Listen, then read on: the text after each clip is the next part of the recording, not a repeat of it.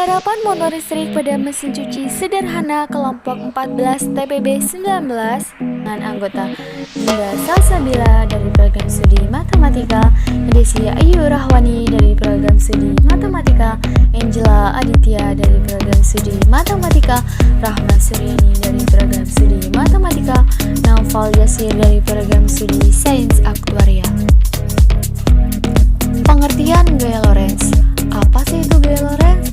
Gaya Lorentz pertama kali ditemukan oleh Hendrik Anton Lorentz pada tahun 1853 sampai 1928. Gaya Lorentz adalah gaya yang berasal dari gabungan antara dua gaya. Kedua gaya tersebut adalah gaya magnetik dan gaya elektrik yang terdapat di sebuah medan elektromagnetik.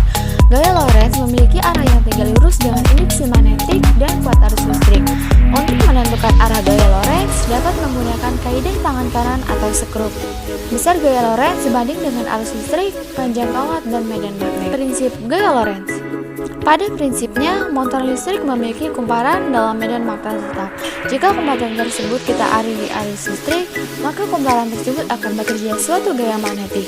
Salah satu elektronik yang memanfaatkan prinsip gaya Lorentz adalah mesin cuci.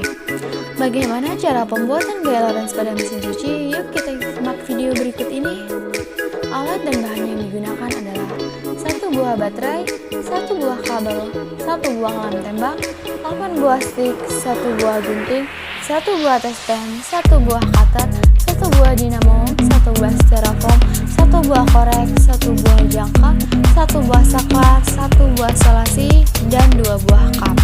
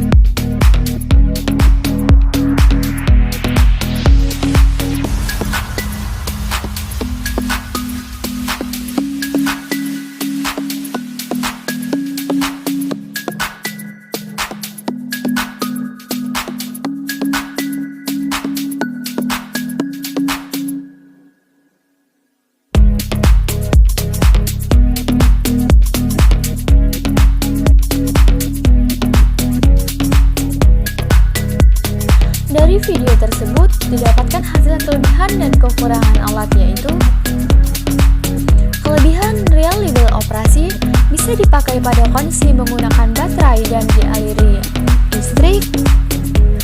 Kurangnya kontrol kecepatan, tidak beroperasi pada kecepatan rendah, dan sedikit menimbulkan kebisingan. Dari percobaan tersebut dapat dijelaskan bahwa semakin banyak batu bara yang digunakan, maka dinamo akan berputar lebih cepat.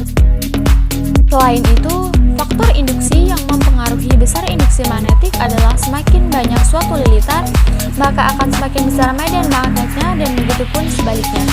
Kemudian, banyaknya lilitan kumparan juga mempengaruhi tingkat kecepatan putaran suatu rangkaian.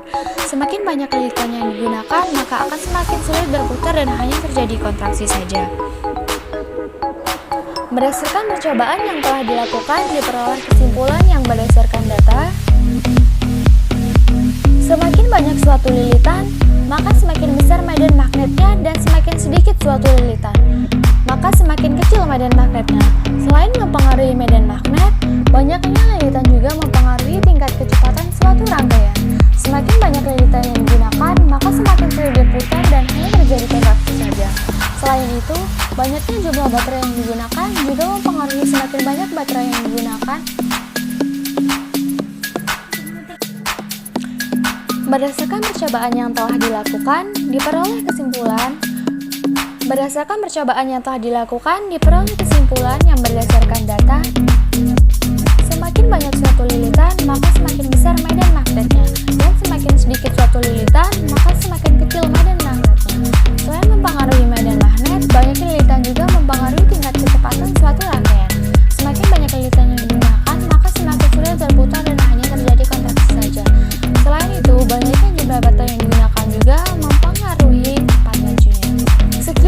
dari kami. Terima kasih dan sampai